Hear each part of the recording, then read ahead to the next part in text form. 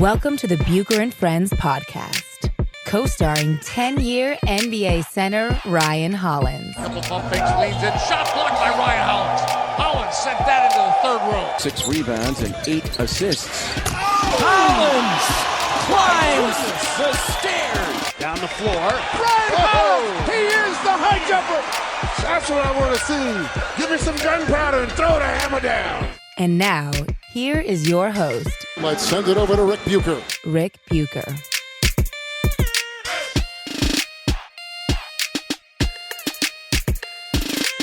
Welcome to another episode of Bucher and Hollins, subsidiary of Bucher and Friends, part of the United WeCast network. I'm Rick Bucher. You can read my stuff on Bleacher Report, and boy, have you, and I want to thank you for that. You can also find me on Twitter, at Rick Bucher. He is Ryan Hollins, NBA vet. You can find him on ESPN. You can find him on NBA Radio. You can find him on Twitter, at the Ryan Hollins, and on Instagram, just at Ryan Hollins. But you can also find him here. And happy to have him in because there's certain storylines, Ryan, that you and I have talked about in previous podcasts, but they keep coming around and they get weirder as we go. And I'm starting with Markelle Fultz. We now have him, I think it's a thoracic syndrome. It sounds something like Jurassic Park. It sounds something that has to do with dinosaurs. But in any event, his agent has announced that he has this condition in his shoulder and he's going to be out for 3 to 6 weeks. It's creating a pain that is prompting his issues when he shoots. Before I step out and say what I have to say, I really need the player's perspective. What if you were not in front of a microphone right now, but you were in a locker room and this story comes down? How does it play in locker rooms, whether it's inside the 76ers locker room or in the other 29 around the league? Well, you're just questioning, you're questioning how committed he is to the team. And if this is just a ploy really to get traded and get moved, or is there really something wrong? And you got to wonder, Markelle essentially sat out the entire year last year. So to say this is like a nerve thing, and it's gone in 3 to 6 weeks, that's not realistic. You can't give this a timetable. Like none of this makes sense. Either he's got something he's just going to have forever and he's just going to have to play through it. Either he has something he got hit, which I don't see him getting hit anywhere, or he just doesn't want to play basketball. But you telling me this dude is going to be back in 3 to 6 weeks from a nerve? A nerve? Like, that doesn't go away. Like, Rick, I honestly don't get that. I don't either. Have you ever heard of anything? I've never heard of this kind of condition when it comes to anything, shoulder, knee, anything. I've never heard of it before. Doesn't mean that it's not legit. I just haven't heard of it before. Have you? No, I mean, the closest all I can think is J.J. Redick. He missed significant time when I was there with the Clippers. He had like a quad deal. He was saying that his quad wasn't firing properly. It was like a weird deal. We never really got a handle on it or figured out why. Later in the year, he was able to play and he was fine. And J.J.'s definitely like the last guy to set out any type of game. So he's the last that I can think of that we just couldn't quite figure out what was wrong with him. Well, you did have Kawhi Leonard who had a similar thing, and people couldn't quite pinpoint exactly what the issue was. And I can tell you, being around Toronto earlier in the year, he was still going through, they were still monitoring it. He was still going through exercises after the game. Clearly, there was something there. And I'm never one to suggest that a guy isn't feeling whatever he says that he's feeling. I'm buying that Markelle Fultz is feeling something in that shoulder that doesn't feel right. The question is NBA pressure. Well, yeah, and yeah, is it psychosomatic in terms of, is it psychologically, creating something that he doesn't feel right? And the reality that when you play in the NBA, from the 25 some years that I've talked to guys about it and watched them play, nobody ever feels right. You're always dealing with something. And what's really amazing, what really people I don't think give enough respect for or respect to, is the things that guys do play with. Like, it's not just an ouchie. I mean, guys are figuring out, how do I play around significant injuries that most people wouldn't get off of their couch, much less try to play in an NBA game with. Well, when they say the arm is like a nerve deal, I expect this dude to be walking around like with a dead arm. Like, you know what I'm saying? Like I can't even raise it because, I mean, maybe this is just an ignorant old school mentality. Like, can you take it over your head? Can you move? Well, go play. Like, I don't know. Is there more damage that happens if he plays? I'm very confused because if it's cosmetic, right? Yeah. And let's just say he can play, he can defend, he can do everything, but he's not going to be a great shooter. Why aren't you playing? I don't understand that. If it's that, I just need more detail. I don't want to be quick to judge, but these shenanigans have gone on for a while, and I hope it's really something behind it, but something not too serious, Rick. It is strange, and it's also, there's times where I've seen him play, and I don't, whether it's nerve, whatever it is, I haven't sensed that there's something holding him back. Like with his shoulder, he makes quick moves. He takes jumpers. He does things where I'm thinking, okay, if there was really something that was bothering you, wouldn't there be more telltale to it? It is curious. And the other part for me is in watching him play, in the big picture, the Sixers are not a better team with him on the floor right now. And he doesn't seem to he seems unable to figure out how he fits in with the dynamic of this team. I think we said it when it first was, he was taking time off to have this resolved before we got in a report on exactly what it was.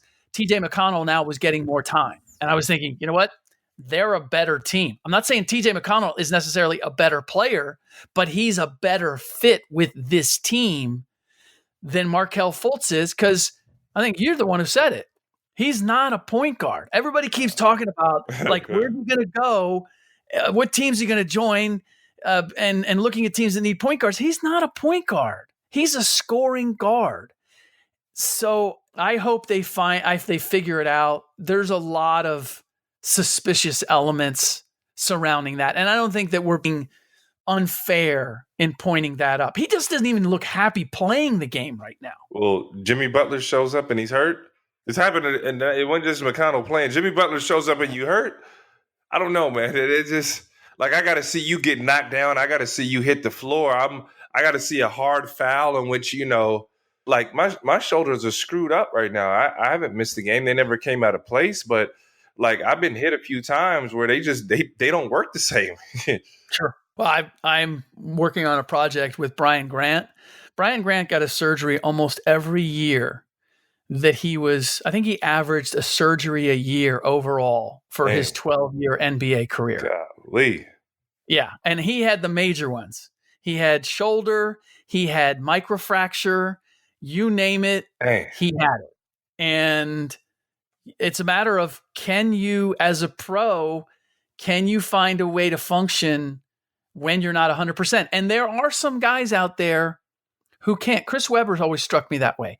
Vince Carter, for as durable as he's been, struck me at one point where if he didn't feel right, he just couldn't play. Now, I had a veteran, I'm not going to disclose his name because this was just a conversation that we were having, but he made one of the other points that really doesn't apply, that applies probably more to Vince and C. Webb and Kawhi Leonard than it does. Well, I'll let you decide whether it applies to Markelle. He said, the issue with some guys who are big time players, who are superstars, who it looks as if they have to feel really right for them to get on the floor or they won't, is because of the responsibility that they carry when they're out there. And that if they feel like they can't do what is expected of them as a superstar, that, you know what, I shouldn't be out there because I'm not going to be able to get done what the way this team functions. It expects me to function at a certain level. Maybe with Markelle, the only way it applies, it's not like the 76ers ride or die based on what he does, but maybe it's some of his, man, if I can't play like a number one pick, or I can't play with the ability to show how good I am, then I really don't want to be out there at this stage. Man, regardless, I agree with you. There's too much thinking going on, not enough basketball. He's too young to be developing those habits. This isn't a guy that's established that you go, oh man, he's sitting out. This is a guy trying to find his way. So that's a 911 red flag for any team. So you hope this is just, we're finding a reason for you not to play while you get traded. Rick, you used to see guys sit out all the time. They'd be like, oh, lower back issues, lower back spasms. Why? You can't track a lower back. Dude, I can't track your shoulder. I really can't tell you how hurt you are. So I hope it's not that, but we'll see. How much, I wonder, because I've talked to players who don't like the second guessing by the public or the media when it comes to their health, whether they're sitting down or whether they're not sitting down. And I've also known players who have looked at other guys and have questioned, how hurt is he? From your experience, what's the greater balance? The guys who say, hey, look, I never want to be second guessed about how I feel physically. I'm not going to second guess that guy. And how much is it? Hey, dude, we all play hurt. If you're not sucking it up, there are guys who have legitimate doubts about teammates and how hurt they are. I mean, I remember just kind of have an NBA mentality, for a guy like me, it's darned if you do, darned if you don't. It's bad if you're hurt and you play through it and you're not up to par. And it's even worse if you sit out. Like, dude, you have your knee hanging off and people are, man, when are you back? Oh, how many more games you going to be missing? You hear it every day. And then, you'll get pressure from a coach, from the front office, depending on the situation. There's really no lenience for injury. So it's really an unrest. And if you're a guy that's missing out, you better have the stripes to be sitting out. And you know who you are. If you have to second guess if it's you or not, you probably should be on the floor playing. Okay, so let's move on to a couple of other things that I want to hit in this podcast. One, I did a piece on LeBron James, talked to a variety of people around the league, Kevin Durant, Kyle Lowry. It did pretty well. That story did pretty well. I will say that. Hey Rick, I will say the one thing I'm proud of is for our loyal listeners who've been tuned in. You heard that story broke down a couple pods ago, a couple weeks ago. Mm-hmm. You broke that, so you were the first. You were the very first. You loyal listeners, man. We appreciate y'all. Thank you, and thank you to our listeners as well. The piece is on Bleacher Report. You can find it, and the headline. Some people took some issue with the headline and the pull quote from KD about saying it's a toxic environment around LeBron, saying that it was unfair because he was really talking about the media and the fanboys around LeBron creating a toxic environment. That the fawning becomes a little much for anybody who might consider playing with LeBron. Take that or leave it. He wasn't saying that LeBron himself creates that toxic environment. And most of the guys, this is what I appreciated, is that they're not saying that LeBron doesn't deserve everything that he gets, but they did acknowledge that the power of LeBron's stardom, it's overwhelming. It takes over everything. So guys have seen Kevin Love come in. They've seen Chris Bosh come in. Those guys were all-stars and franchise cornerstones for their respective teams. And they came to play with LeBron, and they ended up both winning rings, at least one, and yet they were diminished in the eyes of the basketball world because they suddenly became complementary players, and they kind of had to make room for the greatness of LeBron. Nobody's saying there's anything wrong with that. They're just saying, if I have a choice, do I want to step into that? Do I want to be the next Kevin Love? Do I want to be the next Chris Bosh? And it, by all indications, Kawhi Leonard, Paul George, Jimmy Butler, they don't want to sign up for that. They're like, I want to go win a ring, but I kind of want to be, I don't want to be somebody's caddy. I don't want to be LeBron's caddy. No offense, LeBron, but I don't want to sign up for that. You have a problem with that? No, I don't. I mean, as a player, you got to do what's best for you. I mean, I get it. You got to manage out how you're going to fit with LeBron. And I think to the type of player you are really plays a play. What I mean by that, I mean, like, if you're a power forward, Love and Bosh couldn't put the ball on the deck. They weren't going to go create their own shots off the dribble from the three-point line. So you're kind of subjected to be a spot-up shooter. And, Bosh was better on the post than Love, but that's kind of, if you can't get it in other ways, you can't create your own shot while LeBron can get out of his way and space the floor. Like everybody has these weird expectations of Kevin Love. Kevin Love is a spot-up shooter and a real heady basketball player. Right. His expectations are way higher than the reality, Sure. And I always thought that. But he was fooling people in Minnesota. Yeah, well, we won 14 games. We didn't win. I get that. And I was one of the people who was saying, look, I don't care if he gets, 30 points and 20 rebounds. Did he win the game? He would do that and he would lose. I go, well, don't tell me that's a superstar. It's still about, are your numbers winning you the game? If you're getting 30 and 20 and not winning the game, I'm not looking at you. And this also kind of came up in the story. Like everybody, Kevin would only have some help. If only the team was better around him. I'm like, no. If you're anointing that guy a superstar and he's getting 30 and 20, then you should be winning. It shouldn't be just the numbers he gets. He should be creating numbers for the rest of the team that results in W's. No, I agree. And, if anything, LeBron helped those two guys out. They're going to leave the game of basketball as world champs. Chris Bosh is going to leave the basketball as a world champ. Kevin Love is a world champ. They don't have those titles without LeBron. So LeBron clearly brings the best out of them. You learn. K Love got better. He improved as a ball player because of those opportunities. So however you want to spin it, just because the numbers 30 and 20 wasn't there anymore, doesn't mean that there was any less of the production or the right type of production, because they became winners, man. I really don't buy that. Like, you are what you are, and LeBron is one of the few stars that are easy to melt his game around you. If you're a post-up guy or whatever, he's going to give you the ball, get out his way. If you're a guy that needs a spot-up shot, man, go stand in the corner. He'll make it easy for you. So, Rick, that just really confuses me that they say that playing with LeBron is a bad thing. Now, yeah, he's playing at a really darn high level, so you got to match the level he's playing at. But other than that, Rick, I just don't get it. I don't know that they're saying that it's a bad thing. I think what they're saying is, if you give me the choice of going out and trying to win a championship, and I'm going to do it more on my terms, or I can go, and I think a lot of this has to do with the timeline that LeBron is on, and that he's in the Western Conference. You're also, am I really going to go win a championship with LeBron? Is LeBron going to win another championship in LA with the Lakers? That's what you're banking on too, because you're realistically, we're not thinking he's going to win a championship this year. Is that fair? That's fair. Obviously he's got a shot depending on the health of Golden State. But yeah, anywhere you go, it's got to be a fit. Like, Paul George knows there's nothing like him in OKC, and they were very, very loyal to him. And if anybody else is going to look at this scenario, Rick, they got to come in 2 feet in, ready to make it happen. Sure. And the other part is that you have to be a LeBron guy.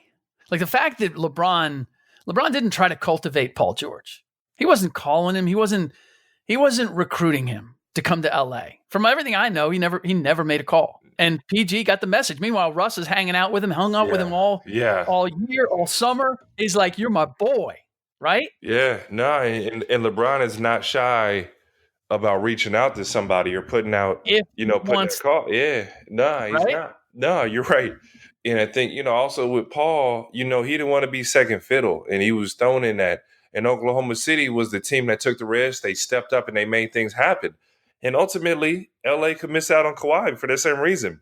Now, I understand, Pop was going to make them pay. They were getting all four of those young guys in the deal or something real spicy, in the year 2022. You know what I'm saying? But other than that, you may lose out on Kawhi. He's really, to say the least, he's enjoying himself right now, Rick. No doubt. I really wonder whether the Spurs would have made a deal with the Lakers at any price. They just said it was ridiculous. Like, I'm telling you, it was. Let's imagine it was Ingram, Lonzo, Hart, 5 first-round picks.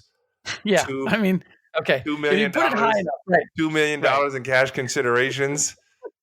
Right. We're going to get to Pop in a second, because I think there's a lot to be unpacked there. So I asked you, can he win this year? Brooklyn? Did Brooklyn pop OKC? No. OKC beat him by 2. It got epic, right? It got close, and Brooklyn was up late, and then they were down about 20. Paul, get in your bag, Paul. I'm glad you brought me back to the Thunder. I'm sorry, Rick. I just watched the highlights while we do the pod. Please don't mind. I'm aware that you're, I will say multitasking rather than, I would say my kids are distracted. Oh my You are multitasking. Russ Westbrook, watching him play this year, since he's come back, I'm watching a different guy. I am watching a guy who has taken to heart less is more. Dennis Schroeder has been what they said he might be. They thought he would be good for him. But I see Russ facilitating more. I see Russ playing more of a complementary role, not, constantly going 110 miles an hour. I'm seeing a different guy. The game against Brooklyn is a perfect example. Triple-double, but he's sitting back, and Paul George ends up with, I think, 47. 47, 15, and 4. And Russ comes out and hits him with the bottle of water afterward while he's being interviewed. I'm seeing a different Russ Westbrook. And this is a preview. We gave you the preview to the LeBron story that I wrote. I'm going to write before the season is over. I'm going to find out what's at the heart of why we're seeing this different Russ Westbrook now. I have a few theories, which I won't disclose now, but I'm going to go see if they are accurate. All right. Wanted to get to the topic of the Spurs and Gregg Popovich. And I was struck by something that Jeff Van Gundy said, who's coaching the national team and got them qualified. And now Gregg Popovich is going to step in for Mike Krzyzewski and be the national team coach. And Jeff said something to the effect of, it would have really sucked if Pop wouldn't be able to coach anymore because I had lost. I wanted to give him a team to coach. And I wasn't there. I just read the quote. And so context is everything. But it made it sound as if the national team is really the only team that we're going to see Gregg Popovich coaching next year. Now, his contract is up after this season. And I've been given indications that the loss of his wife last year, the drama and the loss of Kawhi Leonard in terms of having to move him, all of that took an emotional toll on Pop that he's simply not going to get back, that he's ready to ride off into the sunset. And being the national team coach where he can tour and scout internationally, and he can still coach, and he can be involved in the game, but he can be involved in a global way, seems to me like the ideal retirement role for him. And I would not be surprised if that's the step that he took. What about you? No, man, you got to have a real cause for concern. Like, missed considerable time with his wife. The Kawhi deal just sucked the energy out of San Antonio. They really hadn't recovered. I love the move with DeRozan and even the commitment to put a good brand of basketball on the floor for your fans. LaMarcus Aldridge even took something out of him. Like, LaMarcus Aldridge doesn't play Spurs basketball. There's a lot of moving, there's a lot of cutting, there's a lot of catching on the elbows, and LaMarcus kind of came to terms with Pop. Like, I'm best on that left block where I can get to the middle of the floor and use my, that right hand jump hook. You know what I'm saying? So there's a strain on him. I hope he does the national team, and just in a sense, maybe he gets to recruit some of those guys. He finds a love for the game, just kind of a bit of a break. But my condolences are there. I can only imagine losing your wife in any type of situation, and you kind of gotta go on with life after that, man. And Pop is one of the good guys in the business, dude. Funny story, I was walking in Memphis when I was on my 10-day. The family's not there, so you just kind of get out a lot. You eat at every single restaurant. Like, you just explore the city. Like, you've been there, Rick. Like, you got to make do with your time. You can't just sit in a hotel. And in San Antonio, that exploration doesn't take too long. Yeah. Well, you run out of things in a hurry, right? I'm in Memphis doing this. Same difference. Pretty much same difference. Okay. Middle of nowhere, okay? With all due respect. And I see this guy walking. I'm like, man, it looks just like Gregg Popovich. And I look up, and it's him. No trainers, no coaches, no players. He's just having a walk in the middle of the day. And I'm like, yo, like, this is nuts. And we talked briefly, and he kept it moving. I'm like, the greatest coach of all time is just walking by himself. There's nothing celebrity. There's nothing big time. There's no big concert going on around him. It's just him. And that's the type of guy he is, Rick. Yeah. Yeah. No, he on the regular during the summer comes to San Francisco, and I've gotten reports. I haven't actually seen him on the street. Friends of mine have seen him in New York, but he likes to go to places and checks out all these independent films and these little sort of artistic movie houses and is constantly looking for restaurants. He gave me one of the best restaurants. I live in the Bay Area. One of the best restaurants I've ever gone to was at the suggestion of Pop. And when I asked him, like, his list, he had like 6 of them that were, half of which I had never heard. And I like to think that I keep up with the times when it comes to what's going on in the city. And he just, that was back when he was clean shaven. He'd let his beard grow out during the summer, have a baseball cap on, and he was just doing his own thing. He would disappear into that. So I indeed hope that he finds some peace, and I hope he finds something that is going to replace what he had in being part of that Spurs family and really being the godfather of that Spurs family. It's funny that you mentioned LaMarcus Aldridge, because when they signed him, I felt like that was a departure from the Spurs way, as you said. And they had opened up that cap room. The guy that they really wanted to get, the guy that they thought would be ideal for them, was Marc Gasol. And to me, you can correct me, you can give me your take on it. To me, Gasol, like his brother Powell, he was a Spurs guy. He would have fit in with the Spurs way. LaMarcus just wasn't that. So when they signed him, I knew that it was that basically the reason they did it was because they were trying to get the last bit out of Tim as they could. And they had this money and they had the ability to sign a free agent. They said, whoever it is, we're just going to try to add as much talent as we can and hope that Tim and Manu can still carry us through. But, the secret sauce was in Tim and Manu and Tony, you had superstars who were willing to do whatever Pop asked. They were willing to shift their games, and even as being superstars, to what Pop asked them to do. LaMarcus was not that kind of guy in Portland, and I didn't expect him to be that guy in San Antonio. And what really amazes me is I figured by now they would have fallen off of the cliff. And yet every time they have one of these embarrassing losses, losing to Houston 136-105, and you think, okay, let's stick a fork in them. And they come back and then they wallop Portland. They lose to Milwaukee and they come back. All right, so they get a win against, they've gone back and forth, and they lose to the Clippers, and then they turn around and they beat the Warriors. That pride of the Spurs that seems to be baked into their DNA still seems to have a flickering life to it. But as I watch them lose to the Lakers, I just feel it coming. I feel like they're teetering on the edge, and there's only so many times that Pop is going to be able to rally them. And it's largely because I look at the locker room. I like DeMar DeRozan. I like LA for everything that I've said. I don't have a problem with him as a dude, but Patty Mills is probably the leader of your team right now. And no offense to Patty Mills, but he's just not a big enough talent for that to make you a playoff team. Yeah, they're going to get in I believe they get in the playoffs. I think percentages play out. The one thing I've seen is that San Antonio, they don't beat themselves, but they can't defend. Like, you got a number of free agent signees that are still on the team kind of mixed with LaMarcus and DeMar. So they're just kind of going through the motions, keeping that cap space open. And like we talked about, LaMarcus. They're 11-14, though. It doesn't feel like they're headed. They don't defend.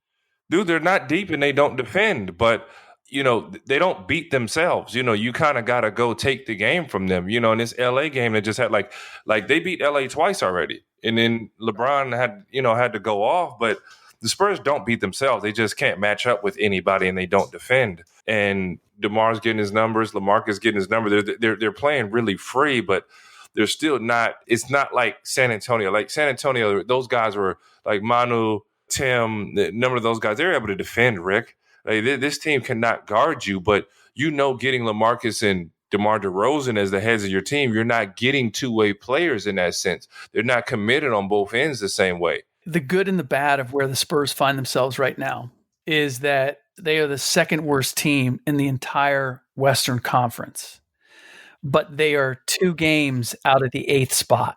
There is 1, 2, 3, 4, 5, 6, 7 teams that are in a 2-game pack in the Western Conference. And so They're not out of it by any means, but they got a leapfrog over a lot of other teams right now. And I look at the top of the Western Conference: Nuggets, Thunder, Clippers, Warriors, Lakers, Grizzlies, Trailblazers, Mavericks. I don't know how many of those, maybe one, maybe two, I see falling out. And I don't know that the Kings are going to continue to be in the mix. I like the Timberwolves now more than I did at the beginning of the year. I like the way they're playing. I like the way the young guys are responding. Covington is a Tom Thibodeau guy. The Pelicans, I got mixed feelings about. The Utah Jazz, you would expect, are going to be better. The Rockets are down there with the Spurs. Like, they don't have to jump very far or very high, but they got to jump over a lot of teams that are right there with them. And it's hard for me right now to make a case. I'm usually that. All things equal, Spurs will make the playoffs. This is the first year where I can see it decidedly not happening. And if you pushed me, I'd probably say I believe it's more likely they don't make the playoffs than they do. I mean, you got to think, man, things are going to even its way out. You're not getting those tanking games yet. I don't even know if they have an East Coast trip, but San Antonio's going to figure it out, man. I'm telling you, those percentages always went out, and it's a long season, Rick. All right, that is it for this episode of Bucher and Hollins, subsidiary of Bucher and Friends, part of the United WeCast network. He is 10-year NBA vet Ryan Hollins. You can find him on ESPN. You can find him on Twitter at the Ryan Hollins, and obviously you can find him here. You can find me on Bleacher Report and at Rick Bucher. Follow the show at Bucher Friends on Instagram or Twitter. And please drop us a rating and review on iTunes or wherever you get your podcasts. Screenshot the review and send it to us at Bucher Friends, and we'll send you something for free. Yeah, or we'll put you in the running to get something for free. Something good, something you'll want. I promise. In the meantime, our next episode will be, wait for it. We are here to make you money. Our next podcast will be on Friday, and that's where we make you money. And if you have been listening the last couple of weeks and you've been following our advice, you're making money. You've been making money because he's 43 and 29. I'm 42 and 29. We're going to give you all of the picks for Friday night, the over-unders and against the spread. We don't shy away from any game, no matter how big, no matter how difficult to call. And we're going to send you in the right direction. We do all that for sportsbetcollective.com. In the meantime, he's Ryan. I'm Rick. Thank you for listening.